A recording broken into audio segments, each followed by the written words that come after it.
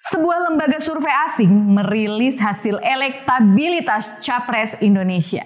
Apakah ini sama saja membongkar akal-akalan lembaga survei nasional? Bersama saya Vina, Agen Center, kita bahas dalam Point of Center. Selama ini kita kerap dijejali hasil survei dari lembaga survei nasional. Survei dilakukan di hampir setiap minggu dan bulan.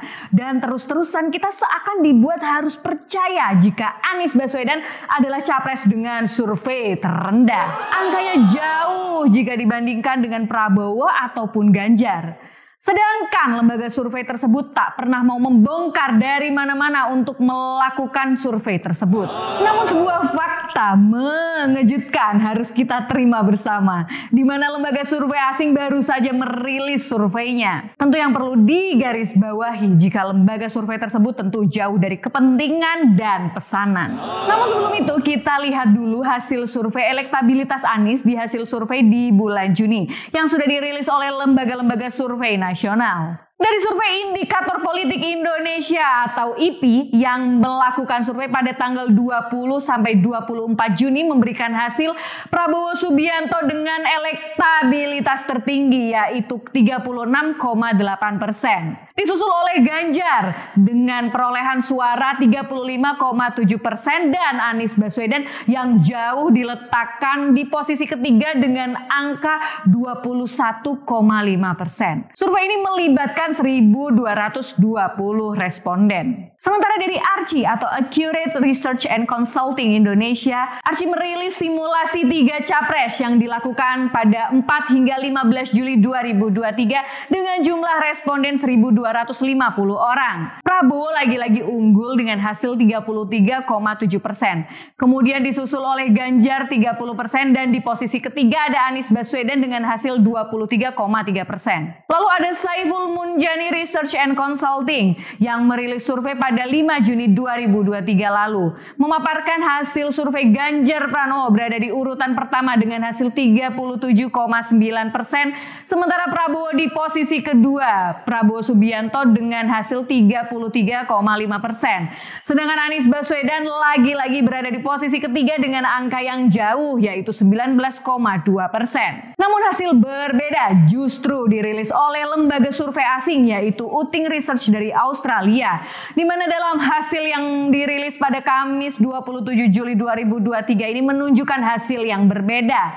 Ganjar Pranowo unggul dengan hasil 34%, disusul oleh Prabowo Subianto dengan hasil 33% dan Anies di posisi ketiga dengan hasil 27%. Lah, kan sama aja, Anies tetap di posisi ketiga, tetap kalah dibandingkan capres yang lain. Iya betul, Anies berada di posisi ketiga. Namun coba dipahami dulu lebih dalam. Kita lihat kembali hasil dari survei. Apa perbedaannya? Jika dilihat dari hasil survei nasional, Anies Baswedan selalu diletakkan di urutan ketiga dengan selisih yang jauh dengan kandidat lainnya.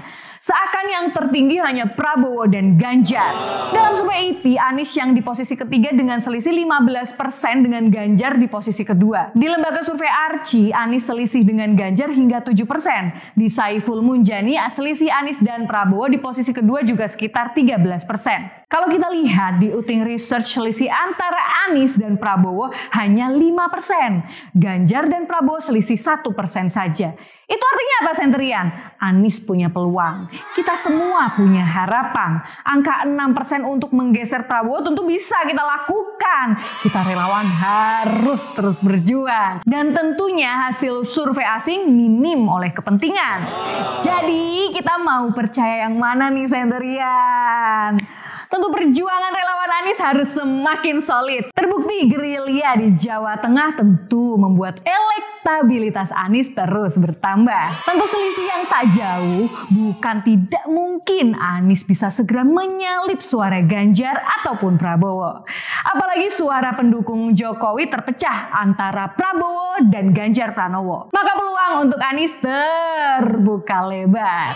Yuk terus rapatkan barisan agar kita semakin solid mengusung capres dengan rekam jejak nyata membawa perubahan baik di Jakarta dan selanjutnya untuk Indonesia. Hasil akhir adalah 14 Februari 2024 mendatang saat ratusan juta penduduk Indonesia menginginkan perubahan di TPS, bukan sekedar survei dari seribuan orang saja. Nah Sentrian, jangan lupa doa kita harus selalu solid. Tetap doakan Anies Baswedan kepada Allah Subhanahu wa taala, Tuhan yang Maha Esa, agar dapat menjadi pemimpin kita semua di tahun 2024 mendatang yang sudah teruji dan terbukti di Jakarta Next Indonesia.